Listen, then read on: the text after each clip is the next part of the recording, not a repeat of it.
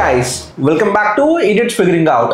You're watching Idiotic News with your two favorite idiots, Karthik and Vamshi. Getting into our headlines, rapid decline in marriages in India. Youth says, dink, dual income without no kids instead of getting married. పెళ్ళైన కొద్ది రోజులకే భర్తని మేఘాలయ తీసుకెళ్లి మేఘాల్లో కలిపిన నవవధువు. Apparently, freedom of speech now has a new clause. A new Telugu film director says, you have no business to review my film until and unless you are into direction. మా cinema చూసి review ఇవ్వడానికి మీకేం అర్హత ఉంది అంటున్న అప్రముఖ తెలుగు దర్శకుడు. A missing hard disk of an upcoming movie creates some chaos in the film nagar. అన్నా తమ్ముల మధ్య వైరం, తమ్ముడే హార్డ్ డిస్కే అంటున్న అన్న. A famous Indian director very disappointed about deep story leak.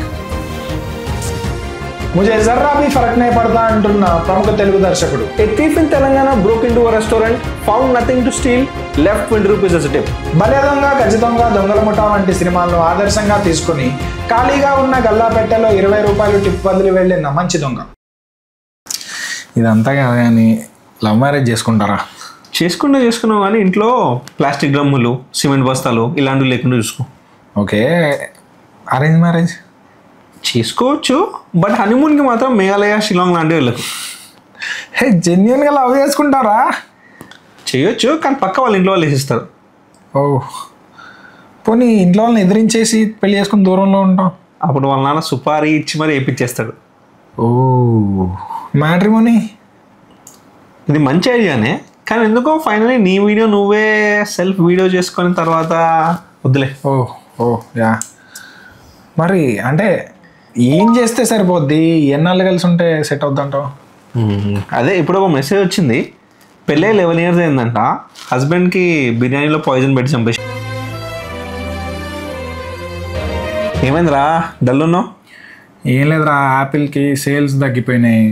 తగ్గిపోతే నెగటివ్ రివ్యూస్ ఇస్తున్నారు బాగా. నీకేమైంది తగ్గిపోతే? నాకేమైందంటావేంట్రా, నేను యాపిల్ బ్రాండ్కి వీరాభిమాన్ రా. అది కొత్త మోడల్ ఏమన్నా రిలీజ్ అయితే నేను ఫోన్లో స్టేటస్లో అవి పెట్టుకుంటా కదా. అబ్బో, మొత్తానికి రివ్యూ ఇస్తుంది ఎవరు? కస్టమర్స్. అరే కస్టమర్ చేయకపోతే యాపిల్ ఓనర్ ఇచ్చిస్తాడా? అట్లా కాదురా, అలా ఎలా ఇస్తారా? ఎప్పుడన్నా ఫోన్ తయారు చేస్తే తెలుస్తుంది రా బాధ.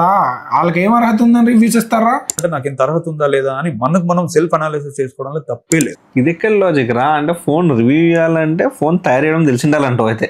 అరే ఫోన్ తయారు చేయడం అన్నా తెలిసి ఉండాలి, లేకపోతే అట్లీస్ట్ ఫస్ట్ మోడల్ రిలీజ్ అయినప్పటి నుంచి ఫ్యాన్ అయి ఉండాలిరా.